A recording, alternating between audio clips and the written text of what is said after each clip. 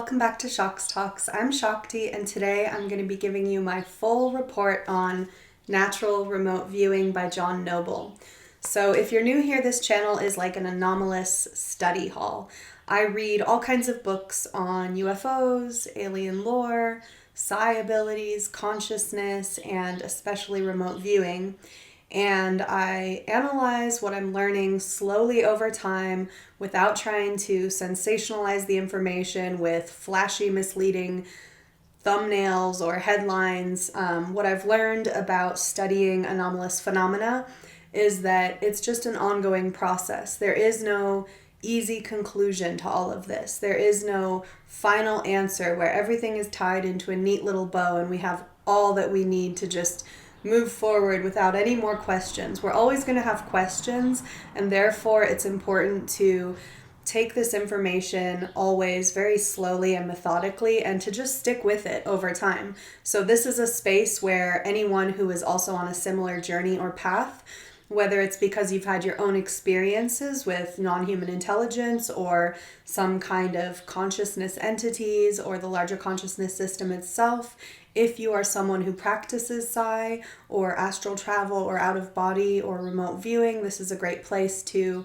come back together and just consider all of these topics from different angles, like I said, slowly over time. So that's what we're doing over here. I really hope that you'll subscribe to my channel if this sounds like it's of any interest to you.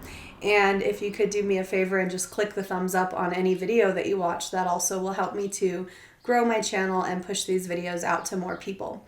So today is just going to be a straight up book report. Like I said, I have about 8 pages of notes here, so let's get right into it. So we're going to start with,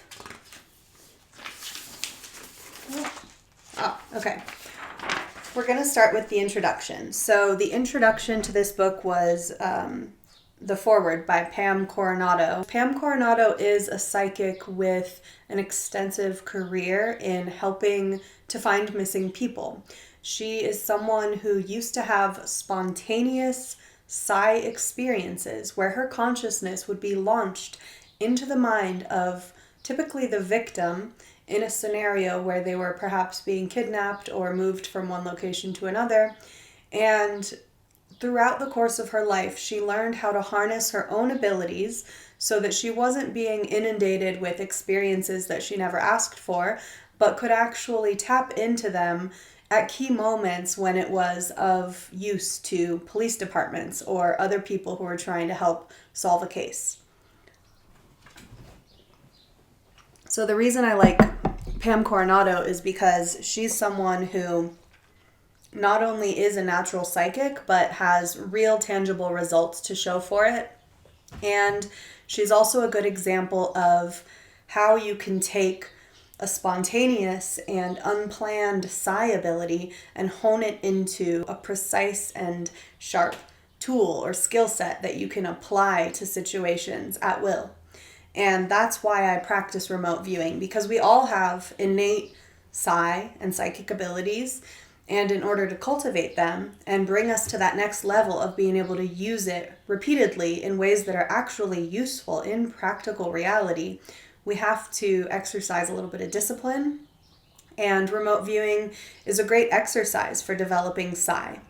So in this introduction, Pam Coronado mentions that there was a resolute attempt running for more than 20 years to scientifically measure and quantify psychic functioning, as well as use it as an intelligence gathering tool. And of course, she's referring here to the history of remote viewing in the United States, which began as a result of people in the government learning through the grapevine that during the Cold War, Russians were developing psychic spies. And of course, the US thought to themselves, well, we've got to do that too. And they did. And if you want to learn more about that history, I have a whole playlist on remote viewing where I go over some of the books that some of these famous remote viewers have written, like Joe McMoneagle or Russell Targ or Ingo Swann. Some of the history, some of the cool stories, and more about remote viewing.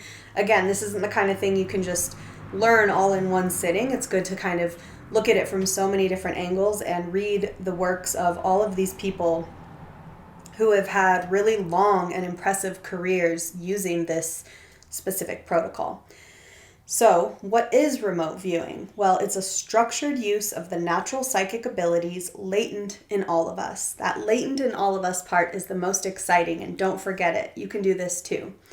Structured use implies employing these innate abilities through the use of particular methods for predefined and specific purposes within specific protocols.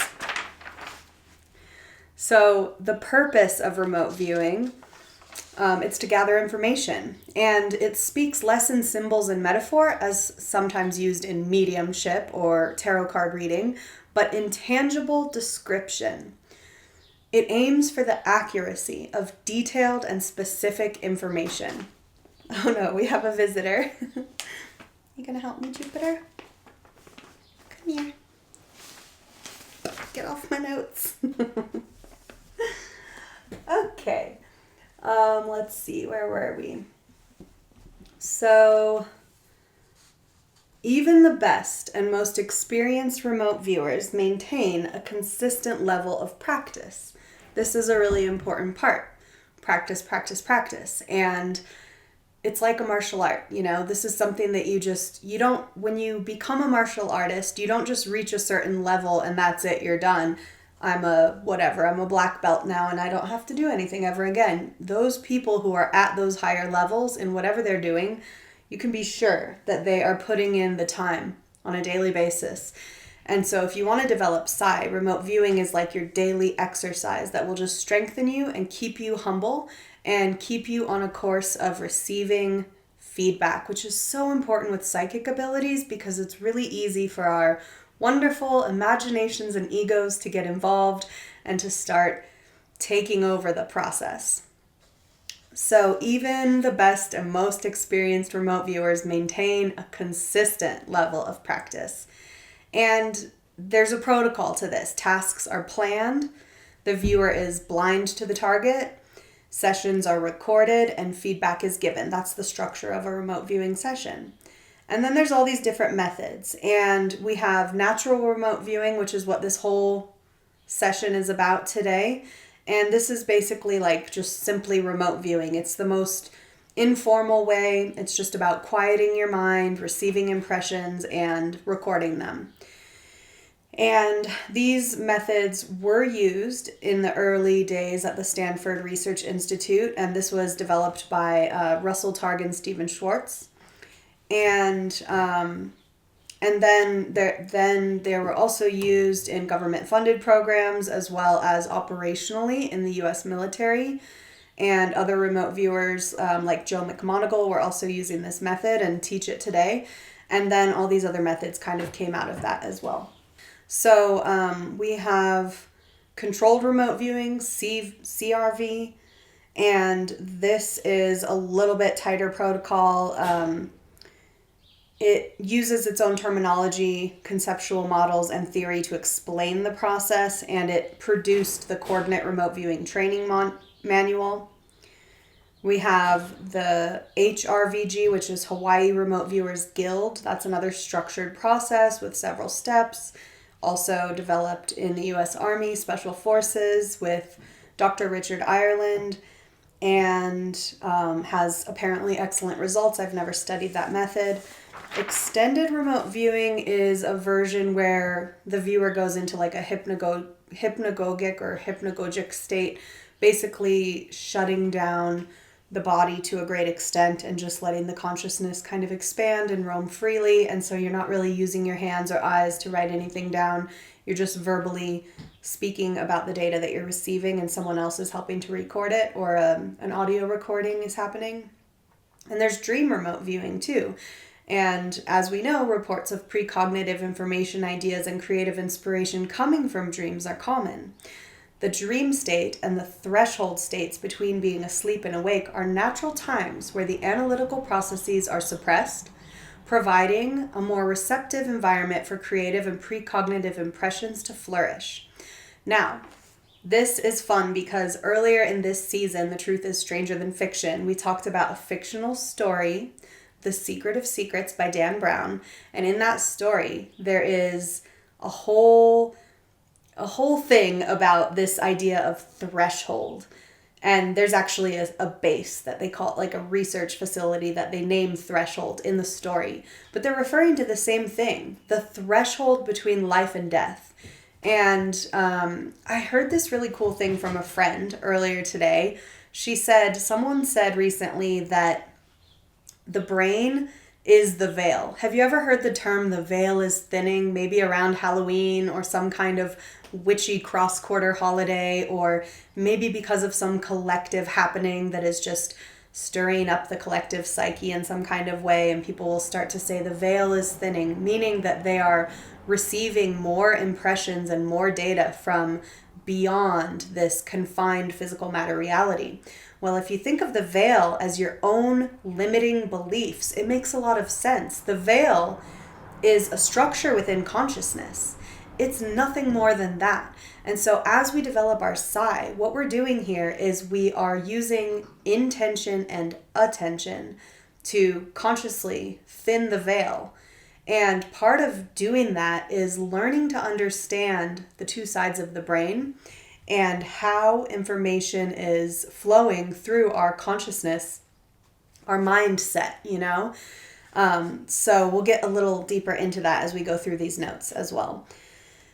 All right, so that was dream remote viewing. Then you have a section on the remote viewing mindset. Oh no, we have another.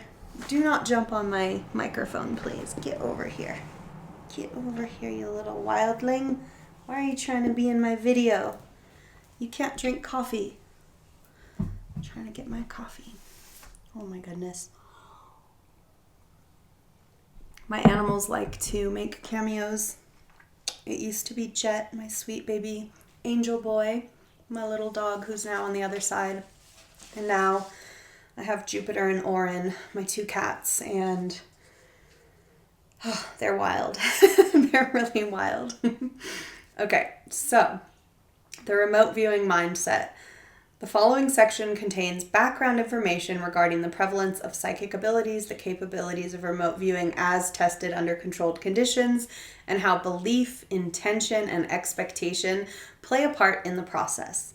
All things to bear in mind as you approach remote viewing. So, the mindset, what is it?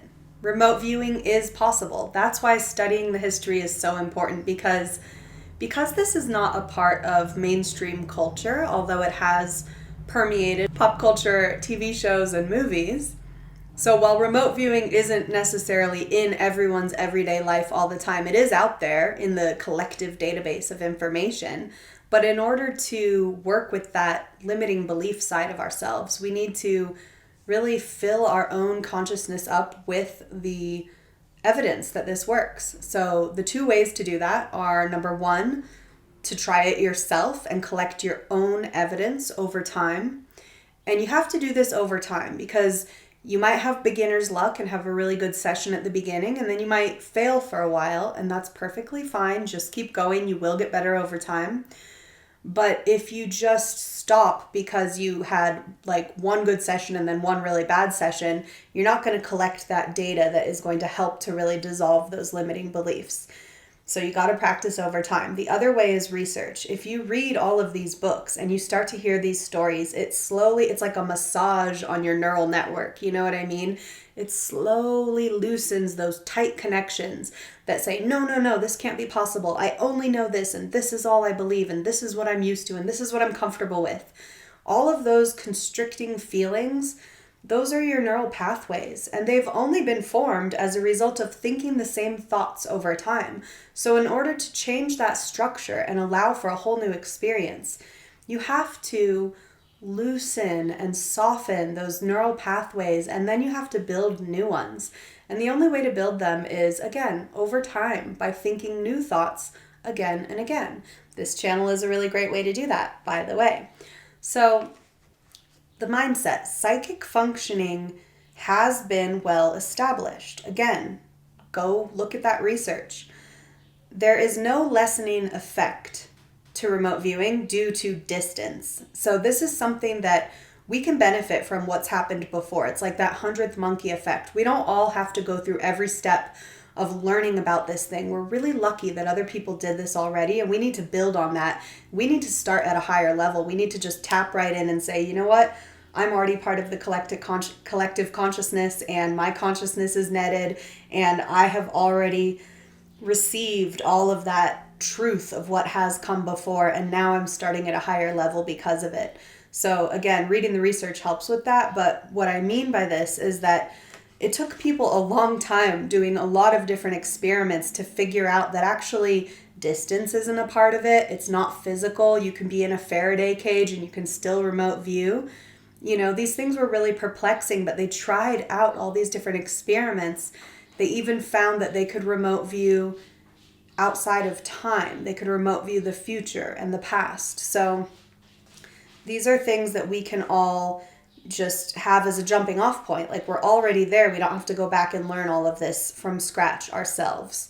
So another part of the mindset. Remember, we only know what we know, and we usually don't have the full picture of anything, but our current scientific paradigm seems to lean in the direction of conclusions that are hard and limiting in certain areas. Here's an example of remote viewing that yielded a really surprising result. To test the range of remote viewing's effectiveness, on April 27th, 1973, prior to the NASA Voyager mission, Ingo Swann and Harold Sherman viewed the planet Jupiter. Their responses showed similarities. They both perceived colorful gaseous clouds, high winds, mountains, and water. Ingo sketched a ring around the planet and stated, "Very high in the atmosphere there are crystals. They glitter, maybe like the rings of Saturn." The results were summarily dismissed as prevailing scientific knowledge precluded the existence of a ring around Jupiter, until the Voyager 1 probe showed just that in 1979. Now, this is a really important example because it's teaching us about our current scientific paradigm and how it limits us in expanding our understanding of psi.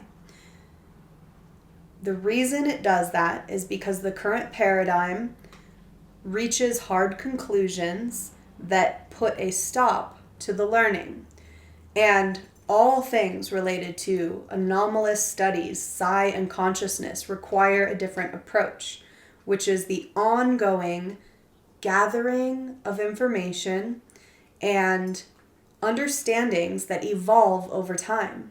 So instead of thinking of things as being proven, what we're actually doing through science is we are amassing evidence to support theories, and we are understanding things to the best of our ability until new information comes in. And quite often, that information is out there. And if we fail to recognize that there may be more information, we are actually completely stopping ourselves from learning and growing and expanding our awareness and understanding of the true nature of reality. So it's very, very important to continue to change the way that we approach these things in order to expand and grow. There is no lessening effect of remote viewing due to the size of a target. Remote viewers, these are just more pieces of information about the research that has been done on remote viewing. Remote viewers are just normal people. Isn't that interesting?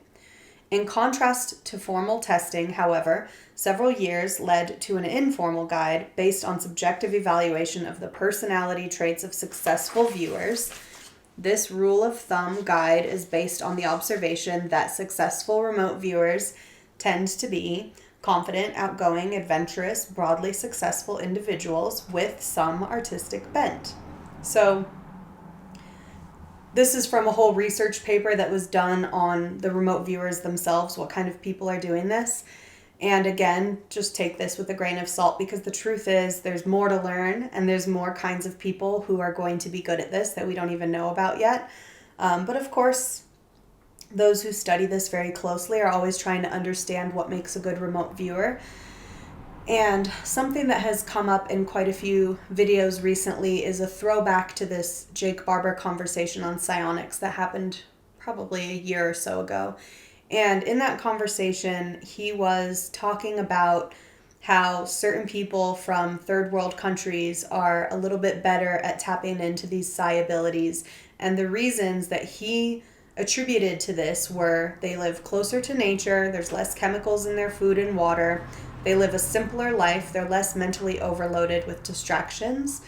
And also, there is some correlation between maybe some kind of a little more struggle and hardship and developing certain psi abilities.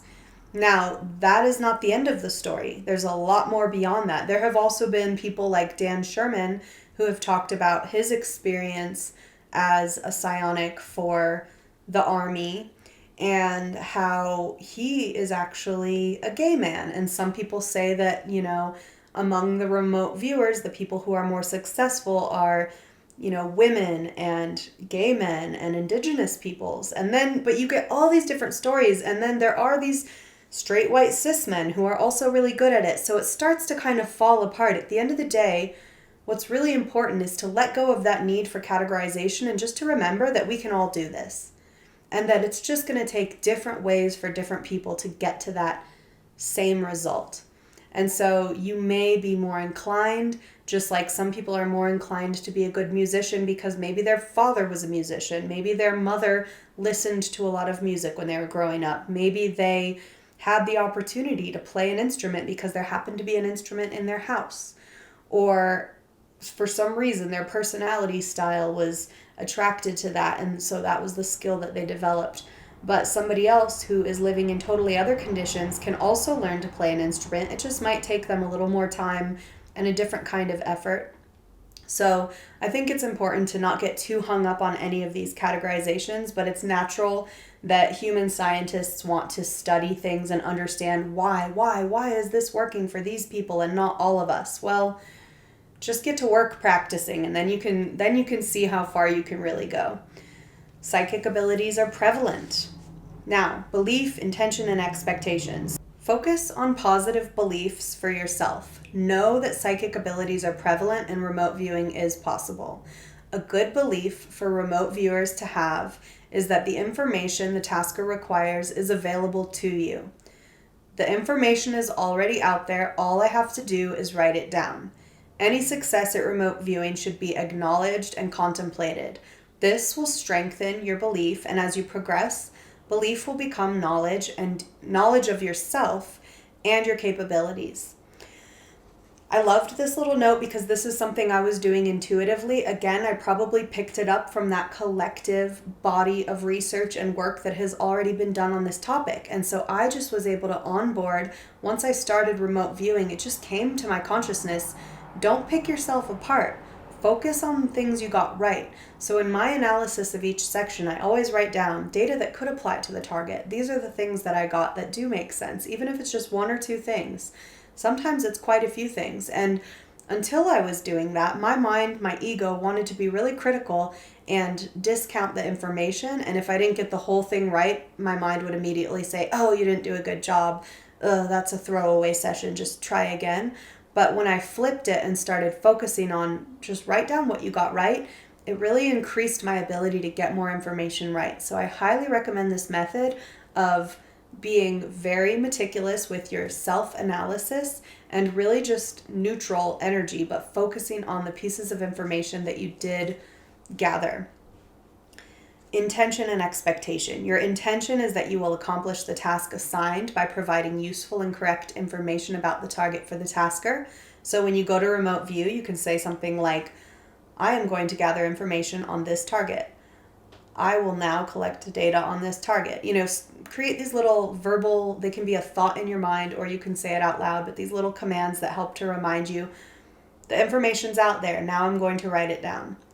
And then the expectation, both belief and expectation of success play a part. The information is out there. All you have to do is write it down. So if you have the belief that this is crazy, I can't possibly do this, it doesn't make any sense, it's going to be a little bit harder probably, which is why all of this research in combination with the practical practice application of this tool is the combo. We need the research and we need the doing.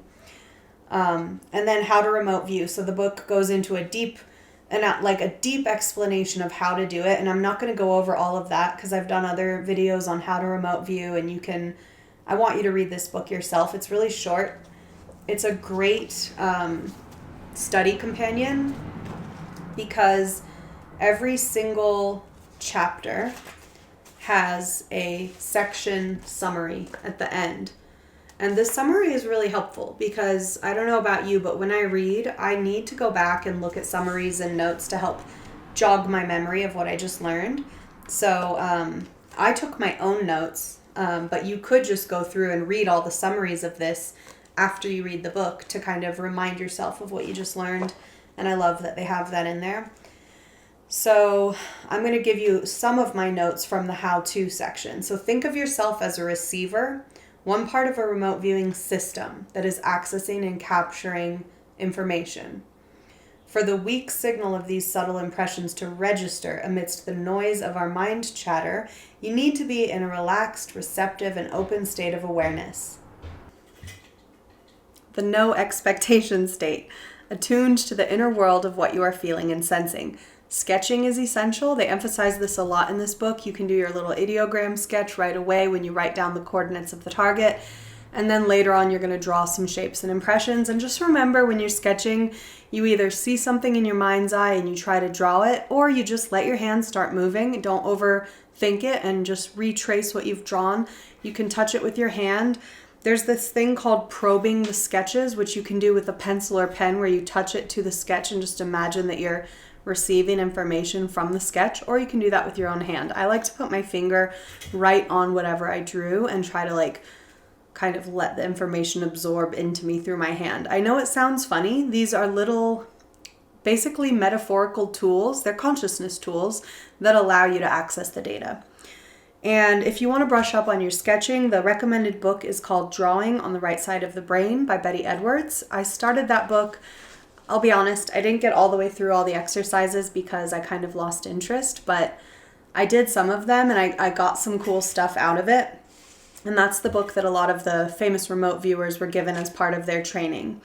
So if you want to take this very seriously and go through all the steps that other people did before you, you can also get that book and try to learn through that same process. And then this other little piece of information I thought was interesting. It was stay for a while. So after working on a target, once you feel complete, try to cool down again, go back to that no expectation state and then kind of start over and go through all your questions again, see if you can get more information. I like to do things very quickly. Most of my remote viewing sessions are under 5 minutes long. Sometimes they're just 3 minutes. I'd say that's an average time for me. And I'm trying to train myself now to slow down a little bit and try to get a little more information. And one other interesting thing is that on the website I use, which is socialrv.com, this is their website, there is the opportunity to view the same target twice, but you never know when that's going to happen because, of course, we're blind to all the targets. So as you go past 100 sessions and you're going up into your higher numbers, you might get a target, different number, and then you reveal it and you realize, oh, I've actually viewed this before. Jupiter, do not. You might get a target and realize you've actually viewed it before, and then you can compare it to your first session and you'll see that you often get different information. Okay, so this is the scoring system for the self-scoring that they use on the Social RV site. And I'm going to read it out to you. It's a 1 through 7 scale, actually 0 through 7. 0 is no correspondence, 1, little correspondence, 2, some correct elements but not sufficient to suggest results beyond chance expectation. 3 is a mixture of correct and incorrect elements, but enough of the former to indicate that the viewer has made contact with the target. 4, good correspondence with several matchable elements intermixed with some incorrect information. 5 is good correspondence with unambiguous, unique, matchable elements, but some incorrect information. 6 is good correspondence with good analytical information. That's naming the function of the target and relatively little incorrect information. And then 7 is what some people would call a perfect hit.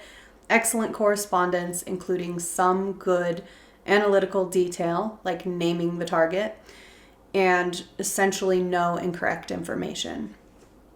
Again, focus on recorded perceptions that were correct when you're doing your self-analysis. And then another little tip, in remote viewing, the function of naming, which is so useful in our everyday lives, has a tendency to block further investigation. In fact, yet more incorrect evidence seems to be produced to support the faulty label. So for example, if you got the impressions blue and wet and salty and you said, oh, that's got to be the ocean, and you write down the ocean, then you might start getting fish and ships and all this other stuff. But actually it was a teardrop and it was never the ocean. So you have to really stick with the descriptors and resist the urge to name and to label. And isn't this a beautiful metaphor for our own expansion of consciousness? In order to continue learning and growing, we just need to stick with the information we have and not start leaping ahead in understanding by naming and concluding and feeling that we have figured it out. I think this is a really important little tidbit to carry with us into all of our psi studies and anomalous studies. It's a never-ending process. You're just constantly evolving your consciousness over time. And, letting go of the need to have it all figured out is going to help you a lot from, it's going to help you not to lose your mind. Because I think it's like when we start to try to clamp down on our understanding, it can be really damaging, and it can definitely just send us right off in the wrong direction. And there was a nice funnel model in this book for consciousness. At the top of the funnel, if you imagine like an upside down pyramid, at the top you have the shared superconscious, and then in the middle you have the individual subconscious, the subconscious of your own mind, and then you have the conscious mind at the very bottom. So you can see as you move up and down this funnel what layer you're in, and then there's various forms of how this diagram and this image relates to the remote viewing process, different possibilities of what's going on, and that's a really cool diagram that you can check out if you get this book. And then another little interesting note at the end here, we seem to retain our likes, dislikes, interests, talents, and expertise when accessing information psychically. Those with some artistic flair who notice colors and color combinations may be better at identifying colors at the target. And this is true for me. I am an artist and my job is in arts and entertainment, and I've noticed that in my remote viewing sessions, most of the time my colors are on point. More than any other category, I seem to do really well with colors. And you'll notice this if you practice over time, that you might be better in a certain category. Like they mentioned that like if you're an architect or interested in architecture, you might tend to notice the structures and forms more, and on and on. So what this means is that we have to continue learning and growing and expanding our perceptions because, we're limited by our own limiting beliefs, and that carries over into the psychic world. I really liked this. Again, intention and attention build our reality, an incomplete yet personalized world of our own making. What he's saying here is that the way that we think shapes our own personal internal experience of reality. And with intention and attention being such powerful drivers in shaping our physical reality, they likely play the same role in shaping our perception of the psychic realm. And this does seem to be the case. So those are my notes on Natural Remote Viewing by John Noble. And at the end of this video, you'll see the video link for my remote viewing playlist if you want to go learn more about remote viewing. And I'll put the link in the description box below for Social RV if you want to go start your own practice up. What I like about that site is that you can make your sessions public so we can all learn from each other if you so choose. And you can go and look at all the things I've done. I'm Shox Talks on Social RV. And you can learn from other people by looking at how they do their sessions and how they do their self-analysis. And then there's also an AI score that's provided in addition to all that. Don't get too hung up on the AI score. It's not perfect, but it will improve over time.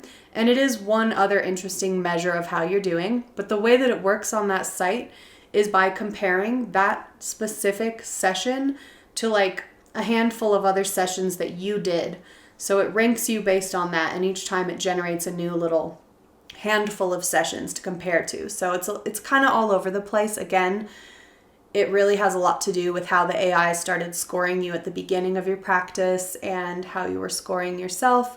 I've noticed that some people who don't put a lot of data in their sessions, for example, sometimes have a higher AI score. It's meaningless. What's really important is to look at your personal score over time and to be really honest with how you do that. And there's a little comment area where you can write down what you got right. So I recommend doing your session, submitting it, looking at the feedback, taking a deep breath in, putting the ego aside, and then going back through your data category by category and just putting a little check mark next to anything and everything that you got right. Okay, the color white is in there. Okay, yeah, the rough texture could have been this one part of the target. Okay, yes, this smell makes sense with the target. And don't even say anything about what you got wrong. Just write down everything you got right.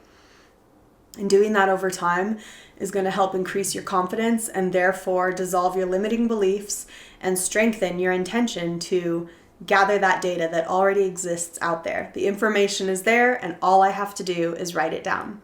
Thanks for listening to Shox Talks. Again, I'm Shakti, and I really hope that you'll subscribe to this channel and stick with me. This is our anomalous study hall. We're never going to stop learning and growing. We're always incorporating new information and expanding consciousness, all for the purpose of love. This is all about the good of all for everybody. So developing ourselves, it's not about just becoming superheroes with superpowers, but actually just becoming more compassionate, more perceptive, and therefore better able to function optimally within this reality frame. Hope you have a good day, and I'll see you next time on Shox Talks.